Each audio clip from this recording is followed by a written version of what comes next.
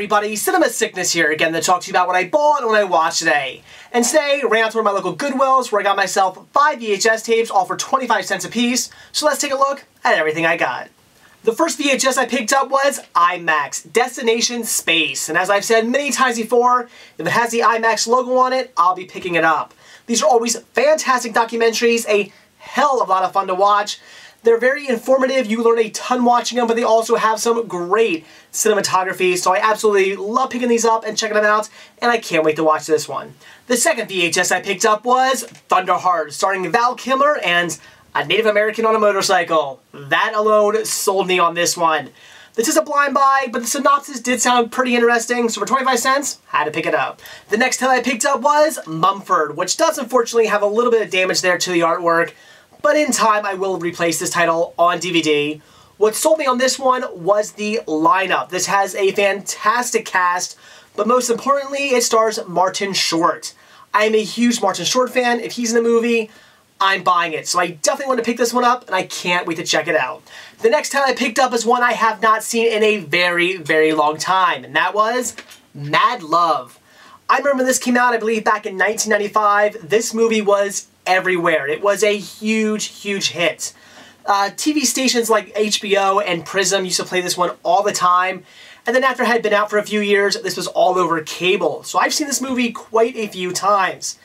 I'm not sure why I watched it so much, because back in the day, back in the early and late 90s, I was not really into romantic comedies. That was not my thing. I really only liked action movies. That was it. Nowadays, though, I am into romantic comedies. I do enjoy them a lot more than I used to when I was a lot younger. So I really wanted to see this one again. I don't really remember a lot about it. I can remember a few key scenes, but for the most part, I don't really remember it all that well, even though I have seen it a few times. So I definitely had to pick it up today for 25 cents, and I cannot wait to check this one out all over again. Then I saved the strangest for last. I picked up The Jerky Boys. Don't Hang Up, Tough Guy. I remember when The Jerky Boys first came out, they were all over the place. All my friends had their cassette tapes and their CDs, and they were always listening to them. I never actually owned any Jerky Boys, though. I do remember listening to them from my friends' tapes and CDs that I borrowed, but I never actually owned any myself. And at the time, I did think they were pretty funny, but I was a lot younger back then, and I'm not quite sure what I'm going to think of them today. I don't know if they still hold up. Not sure if I'm going to still find them as funny as I once did. And I have not actually listened to anything by the Jerky Boys since I was a young kid. So I definitely wanted to pick this one up, and I look forward to checking it out just to see if it's as good as I want to remember it, or if it just hasn't aged very well.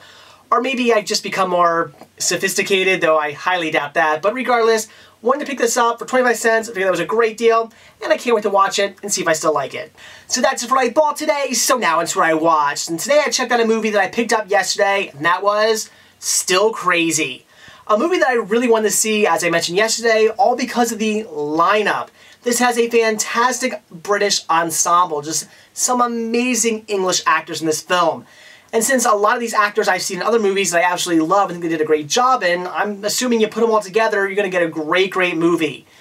And I have to say, everybody did a fantastic job. The cast did great, they were all acting fantastically, just as I expected. But as far as the movie itself goes, I would just say mediocre. It's nothing special. It was a good watch, a very excellent movie, one I would definitely recommend checking out, but at the same time, mediocre, nothing special, nothing you're going to want to watch over and over and over again. You'll see it once, and that's pretty much all you'll ever need to see this movie. But it was a fun movie that I would recommend checking out. It's all about a 70s rock band who ends up splitting up because they're just not happy with each other. They're fighting, they're arguing. They go their separate ways, they end up having their little day jobs, and they end up getting the chance to get back together. So they pull all the members back, and things seem like kind of weird. They're not quite sure if they're going to be, not quite sure if they're going to get along or not, because they're still fighting a little bit, there's still some bickering, but there's also times where they're happy with each other, and you're not quite sure how this new tour they're going to go on is going. And things start to go kind of south, but then they end up going uphill, and they do this great show, and everything seems great. And then everything comes crashing down again. What ends up getting to come back is actually one of their band members who throughout this movie, and spoiler alert, they think is dead, actually turns up to be still alive. One of the roadie for the band actually was kind of hiding him because he ended up going kind of crazy after the band split up, and he wasn't doing so well. So the roadie kind of figured, let's keep him away from the band. We don't want you guys hunting him down and, you know, bringing all this back up. He might go crazy again. Well, like I said, they do find out that he's still alive.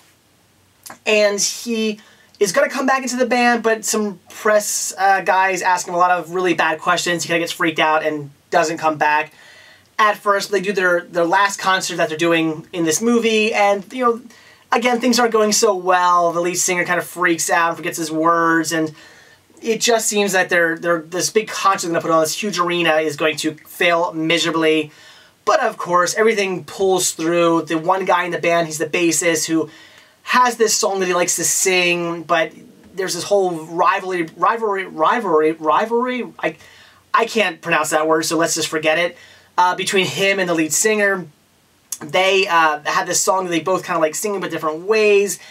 Well, of course, the lead singer says, all right, you know, the bassist can sing, and it's a nice moment. And then the guitarist who, you know, was in the mental hospital you thought was dead comes out and plays guitar, and yeah, of course, everything is happy in the end. You kind of see that one coming. So it was a good movie, you know, even though you kind of saw everything coming. It was a very stereotypical film. I've seen dozens of stories like this before. It was still a good watch, had plenty of really funny humor, tons of great humor as well, great British humor as well, I should say. I love kind of dry, witty British humor. Plenty of it in this movie. Just a really good story.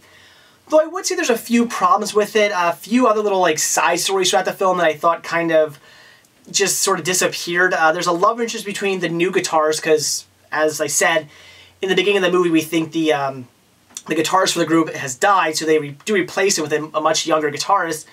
He has this love interest with this girl throughout the movie, and things kind of go south there because he's, you know, getting kind of famous, and all these other girls are hitting on him. He's making out with other chicks, and this love interest is obviously getting pissed off about that. They don't really say what happens to them in the end. In the end of the movie, you're kind of left going, well, did they ever get together? Did they just say, forget it, we don't want anything to do with each other? What happened between these two people?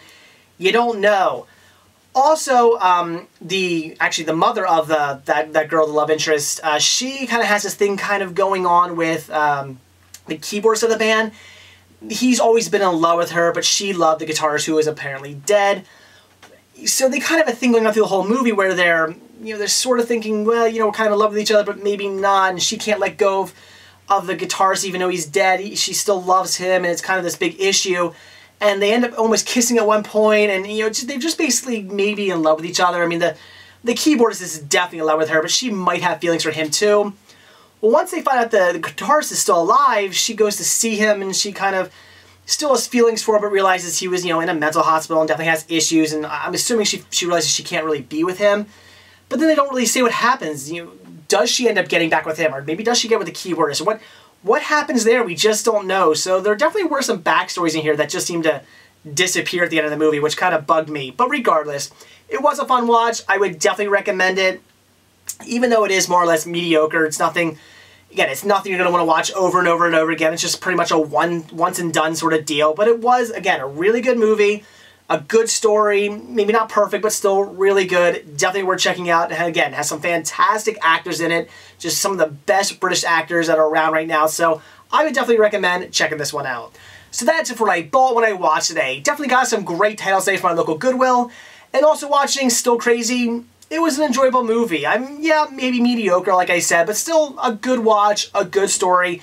Definitely one worth checking out, if nothing less than just for the great actors that are in the movie. But also, if you like 70s rock, it's worth checking out for that as well, because there is some great original music in it. The band, actually, in the movie, they're called Strange Fruit, which is a really weird name, but they do have some actually really good original songs in the film that, again, if you like 70s rock, it's worth checking out for that alone. So, a good movie, and I would recommend checking it out. So that's it. Thanks for watching, and stay tuned to see what I bought when I watch tomorrow. See ya.